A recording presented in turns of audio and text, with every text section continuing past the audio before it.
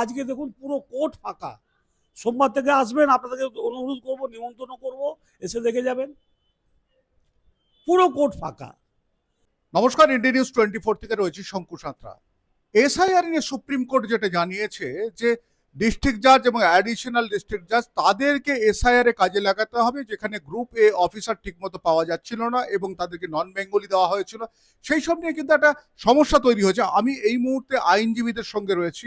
যখনই একেবারে কর্মরত ডিস্ট্রিক্ট জাজ এবং অ্যাডিশনাল ডিস্ট্রিক্ট জাজদের ব্যবহার করা হচ্ছে এসআইআর এর জন্য, সেখানে কি সমস্যা হতে পারে?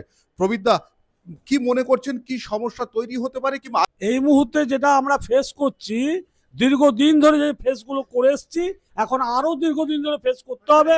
জুডিশিয়াল ইনভলভমেন্ট যেটা হয়ে গেছে, ধরে নিন আজকে যেমন আমরা কোর্টে মামলা করতে গেছিলাম সবাই মিলেই, বিভিন্ন জায়গায় বিভিন্ন কোর্টে আছে, দেখা গেল কোর্ট ফাঁকা।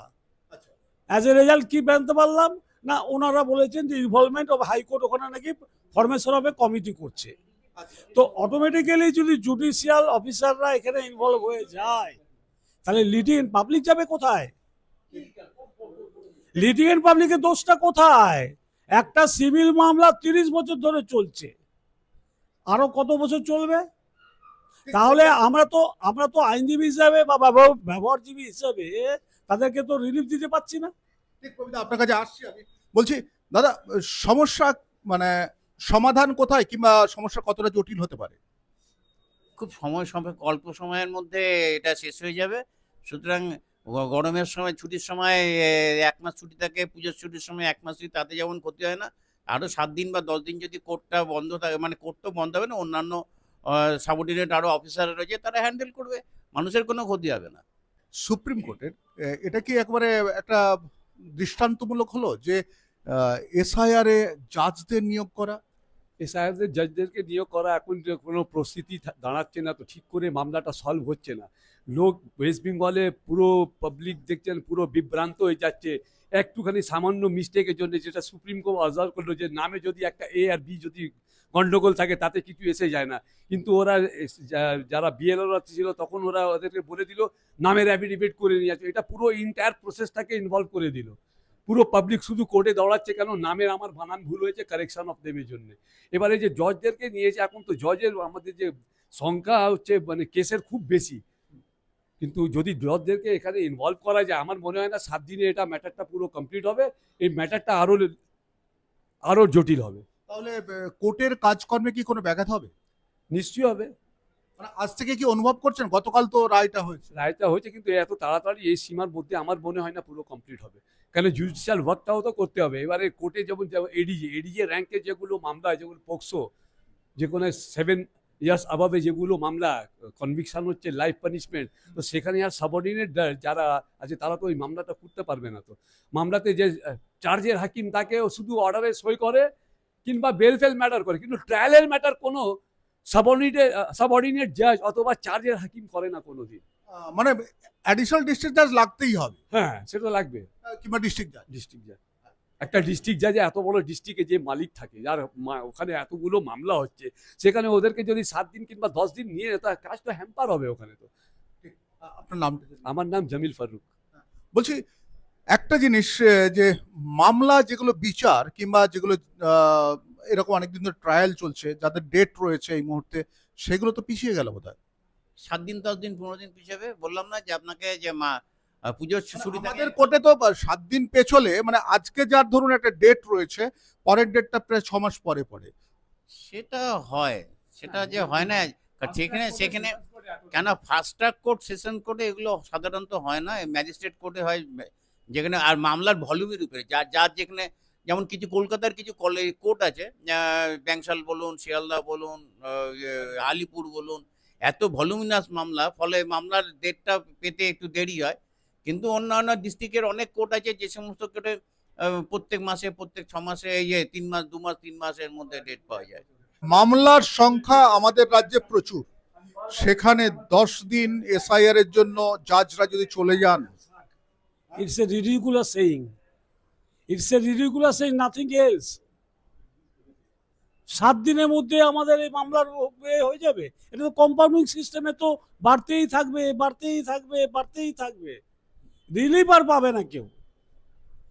আমি যদি জানতাম যে প্রধান বিচারপতি পাশাপাশি বলেছে যে ভাই তুমি 3 মাসের মধ্যে এই মামলা শেষ করো, তাহলে আমি মনে করবো যে আইনজীবী প্লাস লিটিগেন্ট সবাই উপকৃত হতো।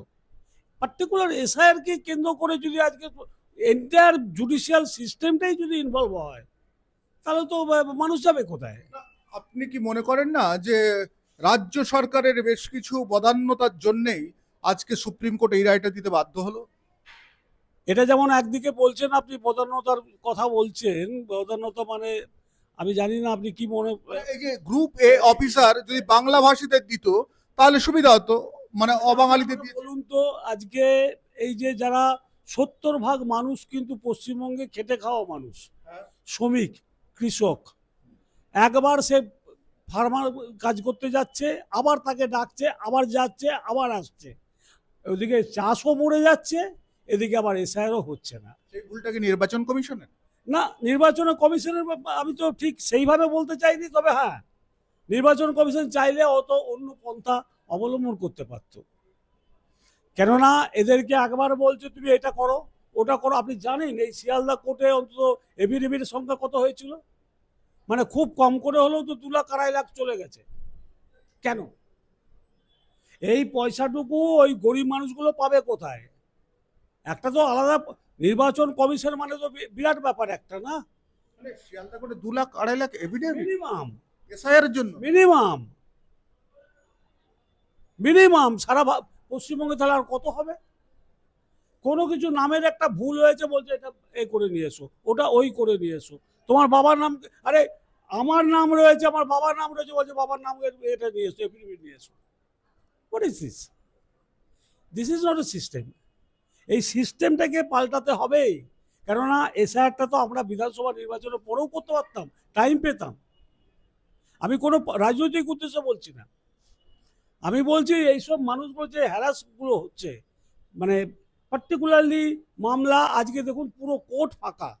সোমবার থেকে আসবেন, আপনাদেরকে অনুরোধ করবো, নিমন্ত্রণ করবো, এসে দেখে যাবেন, পুরো কোর্ট ফাঁকা। অথচ দেখা যাচ্ছে আমাদের বছরে এসআইআর এর জন্য ফাঁকা। অবশ্যই অবশ্যই, আর কোনো সাবঅর্ডিনেট স্টাফ নেই। এইমাত্র দেখে এলাম আমি যে জুডিশিয়াল প্রাক্তন plus judicial officer total both বলছে ইনভলভ হতে হবে এবং এটার বিহিতা একটা করতে হবে। তো বিহিতা বুঝলাম না, রাস্তাটা কি? অলরেডি দীর্ঘদিন ধরে ম্যাজিস্ট্রেট যারা রয়েছেন তারা তো কোর্টের থেকে অনেকটা দূরে রয়েছেন, কারণ তাদেরকে এসআইআর এর জন্য পাঠানো হয়েছে, সেখানে তারা কাজ করছেন। তার উপর ডিস্ট্রিক্ট জাজ, অ্যাডিশনাল ডিস্ট্রিক্ট জাজ, এর পরিমাণ কিন্তু আমাদের পশ্চিমবাংলায় অনেকটা কম। সেখানে তাদেরকে ইনভলভ করলে রীতিমতো কিন্তু অনেকটাই অন্ধকারাচ্ছন্ন অবস্থা দেখছেন যারা আসামি রয়েছেন, যারা বিচার প্রার্থী রয়েছেন, যারা আদালতে প্রতিদিন আসেন, তারা কিন্তু সমস্যার মানে আশঙ্কা করছে। আমি শঙ্কর রয়েছে আপনাদের সঙ্গে, ইন্ডিয়া নিউজ 24 দেখতে থাকুন।